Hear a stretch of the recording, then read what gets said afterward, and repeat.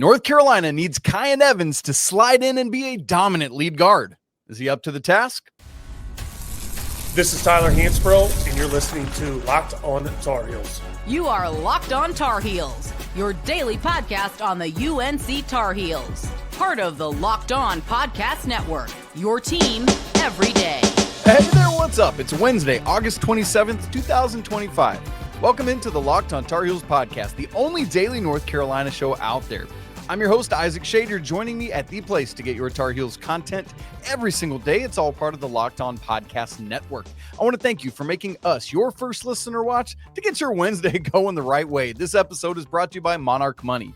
Take control of your finances with Monarch Money. Use code LOCKEDONCollege at monarchmoney.com for 50% off your first year. That's such a good deal, man. Monarch is killing it. I want to welcome in all you everydayers who are here with us today, all the members of the Locked On Tar Heels Discord. Don't forget that link's in the show notes. We'd love to see you in there. Game day is nearly upon us. And also, if you want to join the Locked On Tar Heels Discord, insiders, go deeper with the show. That link is in the show notes as well.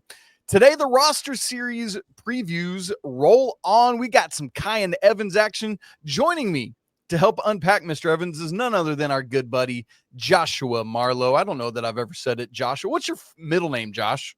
It's Dylan. I was actually supposed to be named Dylan Joshua, but my parents said when I was born, quote, I didn't look like a Dylan. Don't know what that means. So they just changed the middle name from the first name, and that's how I ended up being Joshua Dylan. But so, yeah, that's something probably you didn't want to know we're here, but there you go. What a great way to start. I love that you just quoted your parents. Quote, you don't look like a Dylan. Yeah. Well, guess what? I'm the inverse. I'm Nathan Isaac. So whatever. We roll on. So Marlow, if you're not familiar with him, which you should be because hello, he's awesome. Four Corners Pod, Heel Tough blog, all this great stuff, man. He is always covering Carolina athletics at a very in-depth and very great level. And so you are going to be in good hands today with Marlow joining us as we carry on with our roster preview series looking at Kyan Evans. We've already done the three freshmen in Caleb Wilson, Derek Dixon, Zay Denis. We've done the three sophomores in Jonathan Powell, James Brown. And as we know now, because we've got some pronunciation guides on the roster, Ivan Matlekovic instead of our Americanized Ivan. Sound like a hick when I say Ivan, but whatever. Ivan. That sounds so refined. And so we've been through those. This is the 7th edition. Even though Luka is listed as a freshman, I'm going to wait until we get his actual clearance and know how much eligibility he has before we slot him in. Today we move to the juniors. There's a whole big fat chunk of them, so we'll get to them over the next month and a half. We'll talk Kyan Evans. Is he ready to be PG1 for the Tar Heels? We'll talk his strengths, his weaknesses, expected role, floor, and ceiling. Bold predictions, over-under. Going to be a great show. So glad that Marlow's here. Marlow, as we do, would you hit us with the Kyan Evans Bio Blast? Yes, sir. Let's go right into it. His name, as you mentioned, is, of course, Kyan Evans. I doubt he is the guy that has a middle name that he's using. I'm looking on his name, but yes. You never know. Keep talking. Sometimes they put it in there. Kyan Charles Evans. There we go, Marlow. Okay, there we go. Kyan Charles Evans is the point guard. He's from Kansas City, Missouri. He played his high school basketball at Staley High School. He is entering his junior season. No weird pronunciation for juniors, unlike the sophomores that you had for Woody Durham. He is a transfer from Colorado State. He's listed as a guard, but, could be a point guard, a shooting guard, or a combination of both, the ever-popular combo guard, if you will. He will wear number 0, same number he wore while playing for the Rams. He stands at 6'2", weighs 175 pounds, and the all-important social media handles at Twitter, it's _ Kyan Evans 1, and then on Instagram, it's Kyan.Evans. So it's not the same on both platforms, but I do think it's pretty safe to know if you want to find him on social media. I follow him on both. It's not that hard to find. So I'll give him a 9 on the rating out of the simplicity, even though there is that weird underscore before the name on Twitter. Dude, Marlow, that's I can't with the underscores from people. It's so confusing to me. I'm like, why is that there? Like, was Kyan Evans 1 gone, or did he select and choose this underscore? a little confusing to me, Marlo. I got to be honest. I'm bringing it down to an 8 for me just because of that. I do like, though, I like on Instagram or both when people have the dot in between. I like how that breaks it up. So that's kind of fun. But yeah, 8 or 9. This is good. Nice and simple, easy stuff. Also, hey, Marlo, I should say Staley High School, where he's from, just a couple hours north of me, up due north into Kansas City, where I'm in the southwest corner of the state of Missouri, as the locals say here. Staley High School, man, it's a well-known school for both its basketball and football, and so really good stuff up there in KC area. Oh, that's cool. And I did not know that they called it Missouri out there in the Midwest. I got a friend of mine, a coworker that went to Missouri, but we just always shorthandle it as Mizzou. I'd have never heard it Missouri, but now whenever I reference Missouri, that's what I'll think about. Is that's where you live, and it's not too far where Kyan Evans, my man crush of the offseason, played his high school basketball. That's absolutely right. And by the way, this time of year in the awfulness of the summer, I just call it misery, and we move on from there. Marlo, yes, you mentioned it. You've got a man crush on Kyan Evans. I can't wait to get deeper into that and why. Would you let us know what he did at Colorado State last year? I think a lot of people were tracking with Neat Clifford throughout the postseason, and for Tar Heels, maybe didn't know about Kyan Evans as much until he got on the radar. So what did he do last year for the Rams? Yeah, let's run through his stats really quickly, Schade. He played in 36 games. He started all 36 of them. He played 28.2 minutes per contest. He averaged 10.6 points per game, 2.9 rebounds per game, just 0.5 offensive rebounds. You could expect that because he's a guard. 2.4 on the defensive glass. Did average 3.1 assists, 1.9 turnovers, 0.1 blocks, 0.8 steals per contest. But this is where I think you really got to like him. He shot 47% from the field, was 121 of 257 from the floor. He shot 51% from 2-point territory. That was an even 51 makes on 100 attempts. But how about 44.6% shooting from behind the three-point line? He was 70 of 157 from behind the arc. That equals out to over 4 attempts per game from behind the arc.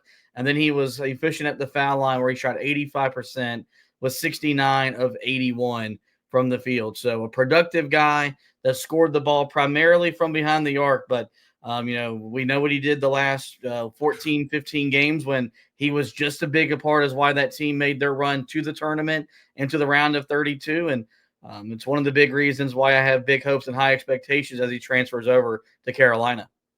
Marlo, I loved it when we were getting ready for this episode and you told me how big a fan you were of Kyan Evans. And I think this is the singularly big question that Carolina fans the world over want to know.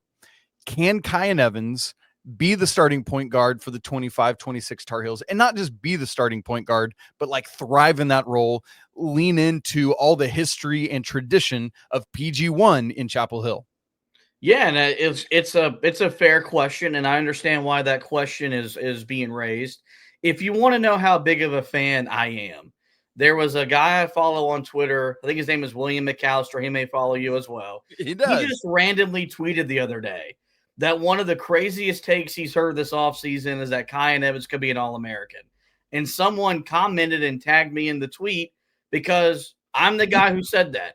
I'm the guy that said there's a pathway to where he hits stardom levels and is an All-American at Carolina. And look, I know Braden Smith's back at Purdue, and Donovan Dent's maybe poised to take the next step for himself as he transfers over to UCLA. But I look at Kyan Evans' game, and what I really and why I wanted to talk about Kyan Evans with you is you're one of the rare guys that I have a conversation with about college basketball that was probably watching Colorado State play at 11 o'clock at night on a Tuesday, because not only do you host the Locked On Tar Heels podcast, you do the Locked On College Basketball podcast. You did great work covering the tournament, and Colorado State was a bubble team. So when Carolina put itself squarely on the bubble, I was watching as many bubble games as possible to really just form my own opinion on what I thought about Carolina and how they measured up against all the other teams on the bubble. So I got to see Kyan Evans play a lot, and I got to see Kyan Evans emerge as that team took that step forward down the stretch. And I do think, because this will be the first time we're seeing a transfer guard kind of, take over that role. And I do think there will be some growing pains. There will be some acclimation to the way Carolina wants things done on both ends of the floor. But as much as I watched him play, he felt like a Hubert Davis guard. And I think that's something that we really got to differentiate, where you had guards that played a certain style under Coach Smith, a certain style under Coach Williams. And if Hubert Davis is going to be here for the next 10 to 15 years, then his guards will have a feel for what they play like under him. And I love his toughness. And so there's some areas that he has to improve. We'll talk about that. Sure. But I do think, yes, to finally answer your question, Schade, yes, I think he can be the starting point guard for Carolina. And I think he's capable of being the guy on the floor alongside Seth Trimble that helps this group that's been thrown together really come together and become one cohesive unit on the floor as they look to really emerge as a top 25 team throughout the majority of the season. And it's interesting because I wonder if some of the hesitation for people is because he's not the same type of point guard as Elliot Cadeau that Carolina fans have seen for the last 2 years, to which I would counter, and this is no slight to Elliot, but it's like, I mean, yes, Carolina was a 1 seed 2 years ago, but they were I wouldn't even call them a fringe tournament team. We slid in by the skin of our teeth last year, the Tar Heels did. And so it's like, is it the worst thing in the world if Carolina tries to approach point guard position differently this year? I'm not convinced that it is. It's not the worst thing. No, and I think I was having this conversation the other day with a good buddy of mine that works in the industry, because one of the big talking points about this upcoming season is going to be, well, what if Elliot Cadeau goes to Michigan and thrives? And what if Ian Jackson thrives at St. John's? Yeah. That's going to be a poor reflection on Hubert Davis. If you want to take the easy way out, if you want to take the lazy way out, yes, you can point that and blame it on Hubert. When you look at Elliot Cadeau's situation, and it's why I was in favor of him moving on, it had become too toxic. Yeah. Like with how online his mother was. And this is someone that, had tweet about Elliot Cadeau with what I do. And I've got a like, and I've got a DM, and I've got a response from his mom that she did not like what I was saying about her son, but it became too toxic with the fan base. I do think, and I think I've told you this before, and if not, I'll make it known here. I do think if Elliot Cadeau was on this roster, with how this roster is just a whole lot bigger, you'd see a better version of Elliot Cadeau. He'll thrive at Michigan because, one, Dusty May's just that good, but he has legitimate size, up and down the roster, whereas it's going to be really hard to really pick on him because he's not going to be a member of an entire small backcourt that has a 6-foot RJ Davis. That's an undersized starting five throughout 1 through 5. So I had no issues with Carolina moving on. And I think when you look at what Hubert Davis wants from his guards, and it's got a blend, but he wants the scorer type. He wants the guy that can create his own offense, the guy that can get to the rack and finish. I think Kyan Evans can do that. A guy that can shoot 44% from behind the three-point line, that can make contested twos. Schade, we saw it, man. When Carolina was playing in the half court, it was 4-on-5 because no one respected Elliot Cadeau. That's right. And so I think that's going to be the difference is Kyan Evans is such a much more gifted offensive scorer. It's going to open up the floor for himself and his teammates, which should make Carolina a lot more efficient in their half-court offense. I love that, man. That's a good word. And you know what, Marlow, I'd like to explore more of those strengths as well as some of the weaknesses, shortcomings of Kyan Evans, because there is no such thing as a complete basketball player. That's where we're going to head to next, looking at Kyan Evans' strengths, his weaknesses, all coming up in just a second. Right after I tell you about Monarch Money. Most people can't name all their financial accounts or even what they're worth, whether it's a 401k, your properties, your investments, whatever. And when you don't have that full picture, you can end up leaving money on the table, and nobody wants to do that. And that's why there's Monarch Money. It's an all-in-one personal finance tool that brings your entire financial life together in one clean, easy-to-use interface on your laptop, phone, whatever device. Monarch does the heavy lifting for you. You can link all your accounts in just a few minutes. You can see clear data visuals, get smart categorization of your spending, and finally feel like you're in control without ever having to touch a spreadsheet. Something my wife and I do is we spend a lot of time looking at our financials and our budget. We want to make sure we're on the same page, that we understand where all our money's at. And that's one of the things that Monarch Help does so well. It helps make sure that our finances are up to date and in good shape. And man, I love it. Monarch makes it so simple for us to review that together. We can see it all: budgets, goals, spending activity in one place. So don't let financial opportunities slip through the cracks. Use code LOCKEDONCollege at monarchmoney.com in your browser for half off your first year. Again, that's 50% off your first year at monarchmoney.com with code LOCKEDONCollege. This episode is also brought to you by our good friends at FanDuel. The NFL season is here, and FanDuel is making sure you're ready for kickoff with a can't-miss offer. Right now, new customers can bet just $5, and if your bet wins, you're going to get $300 in bonus bets to use across the app. One of the great things about FanDuel is that it fits however you like to bet. Player props, building a same-game parlay, even as the action unfolds. It makes every game more exciting, whether you're watching your team or just keeping an eye on your fantasy lineup, whatever it is. It's quick, it's easy, and it's the best way to add a little more energy to your Sunday. Something I've been telling people I think would be fun. Go pick all 8 division winners, parlay it together, and see if you can let that bad boy ride. So if you're ready to play, go ahead and download the FanDuel app now by visiting FanDuel.com to get started. Once again, that's FanDuel.com. As Marlow and I come back together to talk about strengths and weaknesses with Kyan Evans, I do want to let you know about one other thing that you can help us with here at Locked On. We want to hear from you. We've put together a survey to learn more about our listeners and make your favorite podcasts even better. This is your chance to tell us what you like. Things like having Josh Marlow on with all his great insights, what you don't like when I yap about, and answer questions all about our advertising. So go to lockedonpodcast.com/survey to get started. Everyone who completes a survey will be entered for a chance to win one of 10 $100 Amazon gift cards. Again, that's lockedonpodcasts.com. If you're watching on YouTube, there's a QR code you can scan, or you can even find the link in the show notes. Thank you so much for helping us out. Marlow, let's get right back into talking about our guy, Kyan Evans, coming over from Colorado State.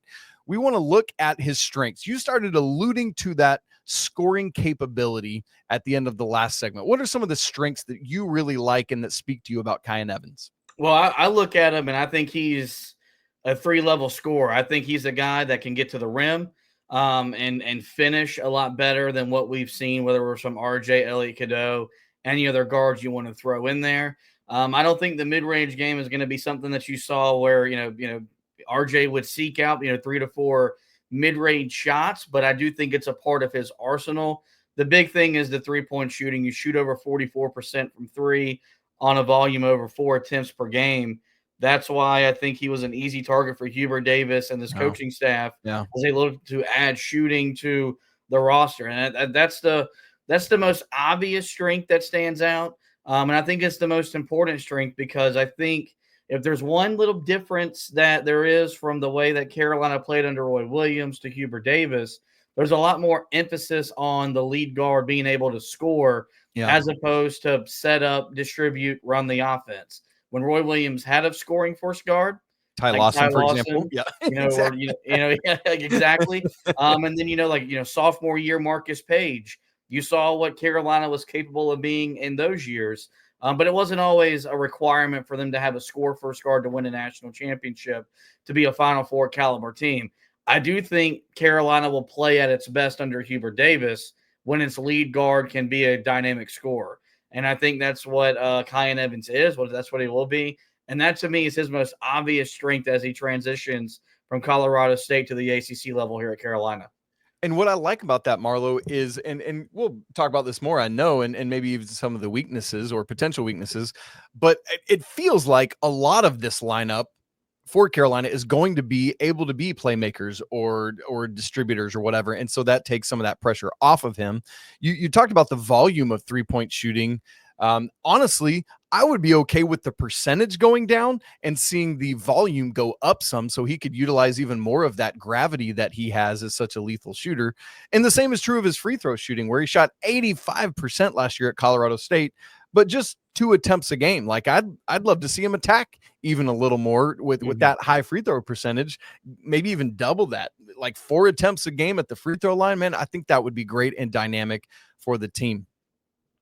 No, I definitely agree with that. And I think it's something that you're going to see Carolina be a little bit more cognizant of, I guess is the right way to put it. I think this roster from top to bottom is built to put more pressure on the defense, to put more pressure on the rim. And I think there'll be more athletic to where not only can they get to the rim, but finish. And the best part about free throw, Shade, is we live in a world of analytics and efficiency. What's the most efficient play in basketball? It's not the layup. It's not the three-point shot. It's the free throw. Because you're scoring with the clock stopped and there's no defense there in front of you. And a guy that shoots 85% at the foul line, I want him at the foul line 5-6 times a game. And the best way to do that is to put pressure on the rim, draw fouls. I think he can finish through contact, and I don't think he'll shy away from it.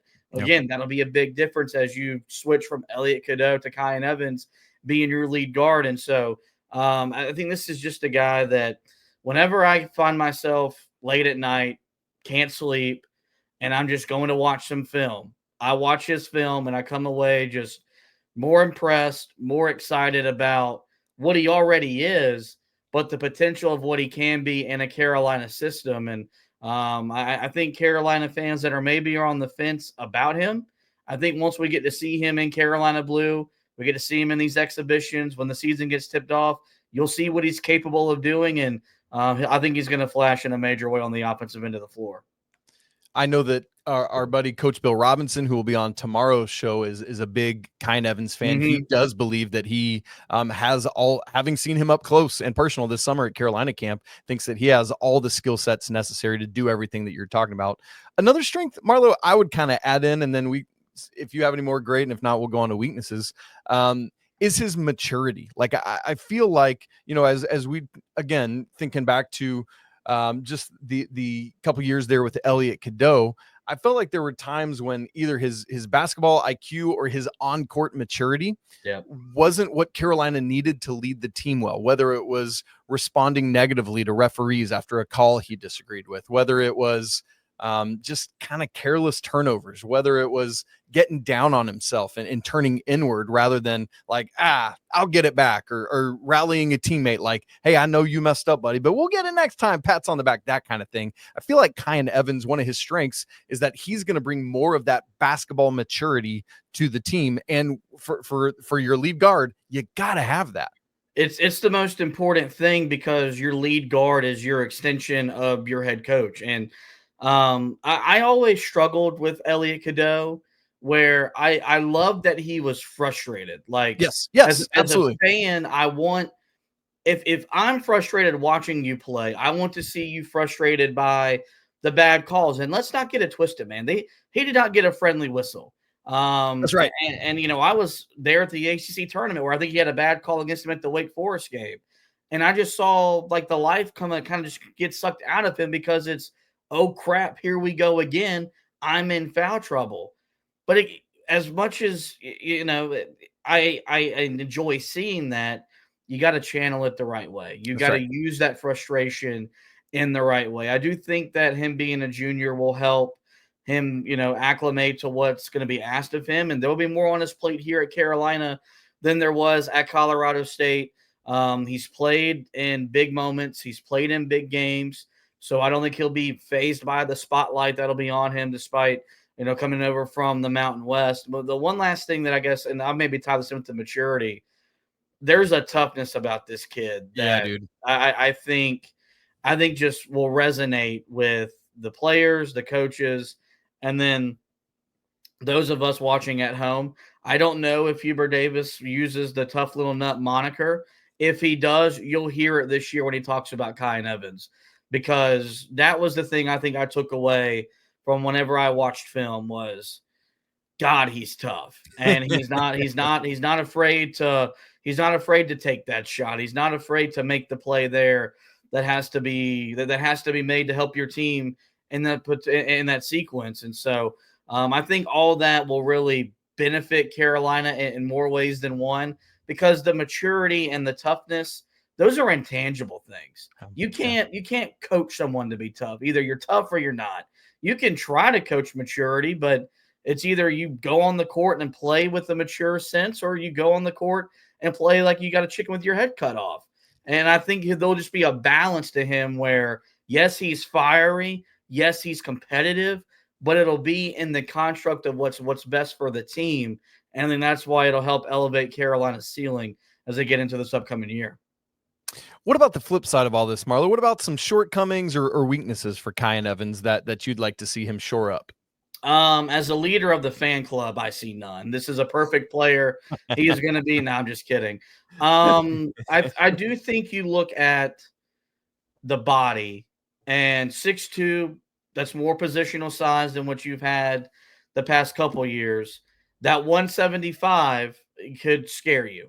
How is that going to stand up over the course of a 35 to 40 game schedule against the physicality competition you'll see against a Kansas, against a Michigan State, a Kentucky in the non-con, particularly when you get into the ACC level, and you got the Dukes and the Louisvilles of the world, and we all know what kind of backcourts both those programs will put on the court. That's right. This upcoming season. I think that's one thing you look at is just, will he hold up physically, defensively?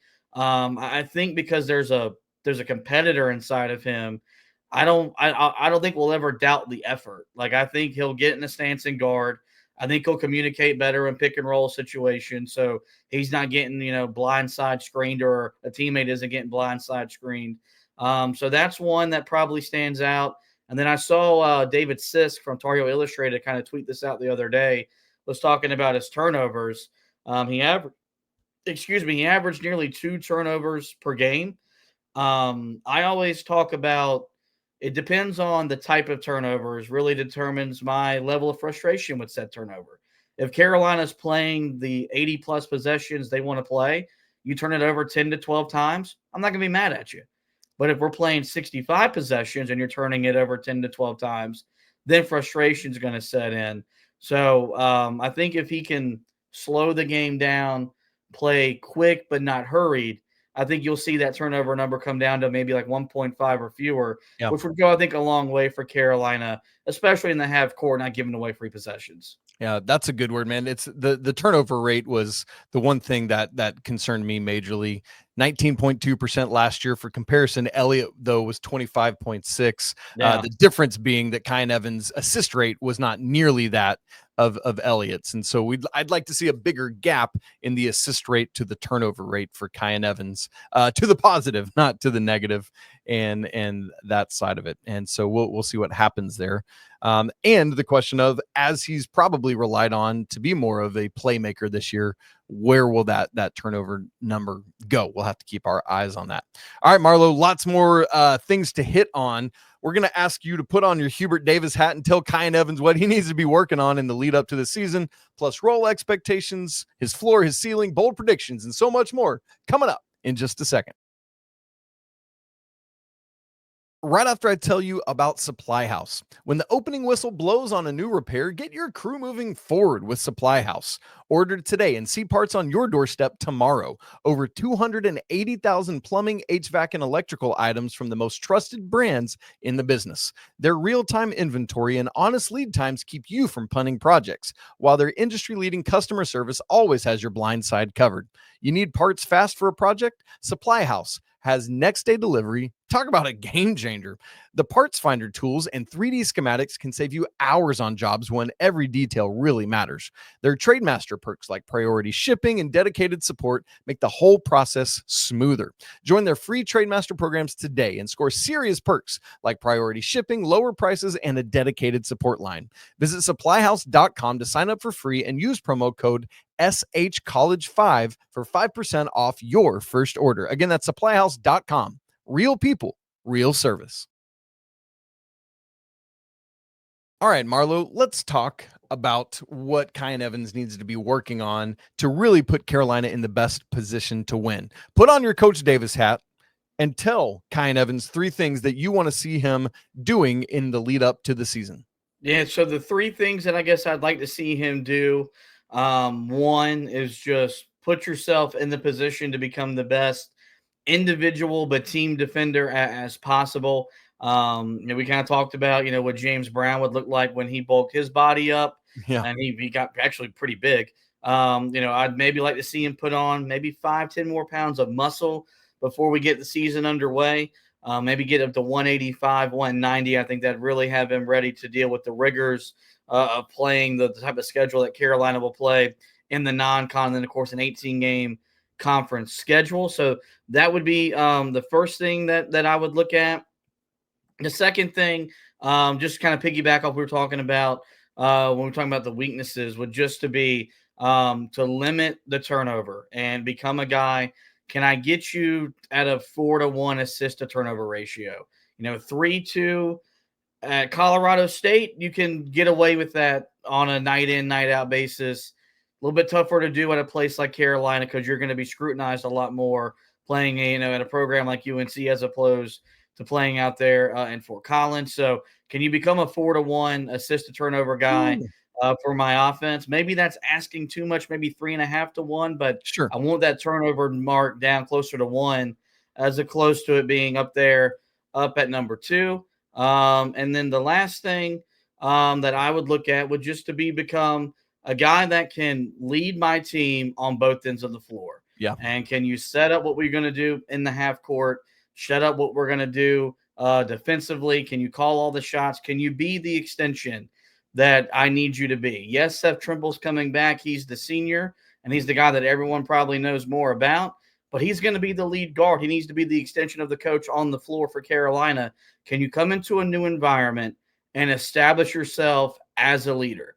And if he can do that, I think it really sets Carolina up to be really, really good, because I like the way this roster is constructed around him from top to bottom. One that I would add, Marlow, if I was making Hubert add a fourth, is just the preparation for the different level of speed that Carolina wants to operate with. Carolina last year was 34th at KenPom in adjusted tempo. Colorado State 270. And so there's a wide gap there. And not that Colorado State did never run, did never push, but we know that Carolina wants to do that, and quite frankly has the length and athleticism to do so at a really high level. I think, and I don't think this is something Kyan can't do, but it's just, it takes a lot to prepare to do that and to operate differently and with a higher speed and urgency in that. So that's something I would tag on if I were putting on my HD cap with it. Marlow, something I've wondered about, because Luka Bogavac comes in as another just crazy, highly with a high percentage both from threes and frees. Is there a world in which you could see this being the top shooting duo in the ACC? Like, is that a feasible outcome for this Tar Heel duo? Just when I think I get bold, you try to come in here and one up me. I see how it is. I do think it's possible. We're not even to bold predictions yet. That's the crazy thing. I know. I'll say yes, because I think Carolina's going to get better shots. Yes. And I think that was something, and I know you and I, we've talked about this before, but that was something I really hampered on last year. Was I thought, to be kind of blunt with you, I thought our shot selection was crap. But I also thought our shot creation was pretty awful too. I thought Carolina didn't run good sets in the half court. You want to get inside basketball, they didn't have good screeners to screen guys open. And then you just didn't have guys that could make a shot with a hand in their face. Well, Luka Bogavac has played pro basketball overseas. You're going to have to score while being guarded. And Kyan Evans, I saw him many a times, because of his size or because there was so much attention on someone else, have to make plays one-on-one and have to make plays with a hand in his face. And he was tough enough to make that shot. I think both guys can shoot 38% or better from behind the three-point line. I don't know is he going to shoot 44% at the ACC level? I don't know. I'm telling you right now, if he is, we're going to have a lot of fun, and I'm going to beat my chest about the player that he is. But I would not rule it out, man, just because there's a large enough sample size for both guys at their previous levels of basketball. Yeah, they're transferring into a new program, a new setting. But, a lot of shot making just comes down, can you make shots or can you not? Make shot. Exactly. They can make shots. So I would not rule it out, Schade. And I mean, I'm not saying that's what Hubert Davis is aspiring Sure. for them to be, but this team is going to go as far as its shooting takes them. That's what it is. It is built to shoot the ball. And, we just saw Florida last year. When you got multiple dudes up and down the roster that can shoot, you're hard to defend, you're hard to guard, and you can get to a Final Four, you can win a national championship. So I think these two guys are poised to show up and have big first years in Carolina blue. And look, let's also not pretend like there was some massive chasm between the Mountain West and the ACC last year. Using Ken Palm's rating, the ACC was 5th, the Mountain West was 6th, and the difference from the ACC down to the Mountain West was much a smaller difference than the ACC up to the next conference, the Big East, at 4th. So, and obviously, I mean, that's whatever algorithm at Ken Palm, but just to say, so that folks are aware, the Mountain West is not some far distant conference that he's going to have to take a massive leap forward. That said, Marlow, as we look at expected role, I think we both kind of agree with what we think here, but minutes per game as well. What do you anticipate for Kyan there? Yeah, I think he's a lead guard. I think he starts. He started every game last year. I think he'll start every game this year. He played 28 minutes per game last year at Colorado State. Yep. I want that number in the 30s. I don't want it at 36, 37. Can you play 32 minutes a night? I think that's where I'd put the minutes threshold at for him. And I look at him as, can you give me 15 points on, 45+% shooting from the field, 38% shooting from behind the 3-point line? Can you give me 4 assists, and can you give me 3 rebounds? If you can give me 15, 4, and 3 on efficient shooting, I think that'll go a long way for Carolina at the lead guard spot. When you consider, even when Elliot Cadeau was on, he wasn't a double-digit scorer. And, yes, he did. He made up for a lot of things with the assists and everything. But if he can score consistently, it'll make the game easier for Trimble. It'll make the game easier for Luka, Veesaar, all the guys on the floor with them at the same time. So if he can get that baseline, stat line, I think it bodes well for Carolina this upcoming year. Man. And that's, that's kind of that ceiling-ish. I want to look at both the floor and ceiling. Marlow, I'll give you my floor. Is it doesn't translate well, right? Like Kyan isn't able to run the team as consistently, as effectively. The other playmakers can't shoulder the load to make up for it, and so the offense sputters. His 3-point field goal percentage dips below 35%. It turns out last season's late surge was about playing off of Neat Clifford, and without that dynamic of a playmaker, he can't find that same rhythm and doesn't find it with another Tar Heel teammate. That kind of situation to me would be the complete floor. I don't see a world in which that happens, but that is probably the floor as I would see it. Yeah. If none of this translates, if he's not the player that I've talked him up to be, I think it'll be a referendum on the head coach and the coaching staff. I really do. From an evaluation standpoint? Yeah, just with the way that they've built their roster around him. Yes, those guys got to play. But I think Seth Trimble, with RJ Davis gone, will feel empowered to take that step forward. I think Luka is a guy that's coming here to get ready to go to the NBA because he put that off to come play college basketball. You've got an NBA-style big and Henri Veesaar on your roster. You didn't have that a year ago. You've got a top 10 recruit in Caleb Wilson that's going to be playing, that stretch 4 position.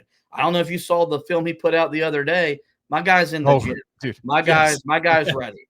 So if he flops, I think as much as any transfer that Carolina has brought in and it didn't translate, Pete Nance, last year Cade Tyson, if Kyan Evans flops, I think it's as much to do about the coaching staff as it has to do with him individually as a basketball player.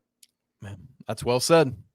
Thank you. His His ceiling is the complete opposite of that, right? Yeah. It's the perfect fit that you've been talking about. He balances well the playmaking, calling his own number, the scoring capability you talked about. He slides into this lead guard role easily. He and Seth Trimble have a perfect complement of strength and weakness. His gravity as a shooter paired with everyone else, by the way, gives Seth Trimble enough room to get to the rim and operate with his athleticism. The late season surge from last year is a sign of things to come, where he continues moving forward and higher. Their percentages all stay up. Like, that's the ceiling. And if he accomplishes that with everything you just said about the other guys, and oh, by the way, we haven't even named Jarin Stevenson and Jonathan Powell and Derek Dixon and Isaiah Denis, for example, then I mean, we're talking about a really, really strong North Carolina team. Yeah, no, you're definitely right. If he hits the way that I'm talking, the ceiling is All-American. Is, in all honesty, it's probably too high because Braden Smith's the best point point guard in the country. Donovan Dent, I think, is going to do wonderful things at UCLA. Yeah. All ACC though is in play here. Yeah. And if last time I checked, Shady, when Carolina's got an all ACC caliber point guard, they win a boatload of basketball games. And so that is next level analysis. Next level, man. That's what I give you, man. So that, to me, that's what the ceiling is okay. Because I think pre-Luka, I thought there was a chance he led Carolina in scoring. I do think the arrival of Luka, I think Luka will be this team's leading scorer. But I think which is a good thing. You're saying that's a good thing, right? Just to me, it's not a bad thing at all. I think it takes some pressure off of Kyan in totality. But I think he could top out at, I was mentioning 15 points per game. I think there's a 17 to 18 point per game scorer in there. If he gets more, if he gets more aggressive getting to the rim, you get to those foul line, get to those easy, those 5-6 points per game. Well, then you only got to make 4 shots to get to 16, 17 points with the way he shoots the 3-point ball. So I think he could be an 18 point per game scorer. I don't know if he'll ever be a guy that could be 5-6 assists just because he's so ball dominant and is self creator as opposed to looking to create for others. But I think he could top out at 4 assists. And then I mentioned what he could do limiting the turnovers. And if he's putting up those types of numbers, it's going to bode well, I think, for himself individually, Carolina collectively. So I think he's probably the guy that we're going to be the most, not intrigued, we'll have the most watchful eye on, because I think he's the domino. If he hits, Carolina's going to go up. If he flops, Carolina's going to go down. But I expect him to hit in a big way for Hubert Davis. All right, Marlow, let's make bold predictions. Let's get your over-under decision, and we're going to get out of here. You want me to go first on bold prediction, or you want it? I'll let you go first. Okay. And I know I kind of gave you a bold prediction to look at earlier with the combo of Luka and Kyan being the best 3-point duo in the ACC, but it's a similar thing here for my bold prediction. With all the attention on Carolina's front court, namely Caleb Wilson, Jarin Stevenson, Henri Veesaar, with Luka's gravity, with Seth's athleticism, Kyan Evans has all the space he needs in the world to operate, therefore allows him to lead the ACC in 3-point percentage. Oh, okay. That's bold. I don't know if this one ups you, because if he's doing that, then this is going to be in play. And I hope I get a preseason ballot to fill out. He'll be an all ACC player this year for Carolina. I love it. And I do think he'll be in the second tier of point guards for All-American consideration. So, but I do predict that he will be an all ACC member for 2025, 2026. I like it. That is a strong, bold prediction, Joshua Marlow. All right, here's the over-under for you. And it's fun. I promise you I came up with this number in show preparation, not while you've been talking, but you've said this exact number a couple times. So it's going to be fun to make you split the difference. The over-under for Kyan Evans that I'm going to give you is 4 assists a game on average. God, I would love to say the over. I'm gonna take the under just because I think he's a scorer first, scorer second, maybe a passer third. I think he'll threaten it. I think he'll threaten to go over 4.0. Like, I think he'll be right there at 3.7, 3.8. But Yep. I do think it'll be the under this year for Carolina. He comes back for a second year, though, that number would be over. Yeah. And it's funny because I think it would almost be a harder choice for you if I had put it at like 3.5 or 3.7. I think that would almost make it more difficult to reckon with from an over-under standpoint. Yeah, But look, I'm a man of principle. I'm not going to change the number as the show's going on. I had to leave it at 4. There you go. All right, y'all. It's so much fun talking with Marlow today. Make sure you give him a follow at HTB_Josh. We're going to allow that underscore because it's operating as a dot. The underscores that get me are the ones at the beginning or the end of a social media handle. That's the issue here. So make sure you give him a follow, as well as Heel Tough Blog, Four Corners podcast, all the great stuff there, man. So thankful for the work that Marlow does. Make sure you're tuned in to especially in the lead up to kickoff on Monday night against TCU. Going to be crazy, crazy stuff. If you've not followed our show on YouTube and on audio platforms, make sure you do that. Subscribe. If you've not joined the Locked On Tar Heels Discord, man, we would love to have you in there. It's such a fun community, people talking all day long, all the time. It's going to be popping off on Monday. I can guarantee you that. If you want to go deeper with the show, Locked On Tar Heels Insider Program, we'd love to see you there. Y'all, it's always a great day to be a Tar Heel. We'll talk again tomorrow with Coach Rob. But until then, peace.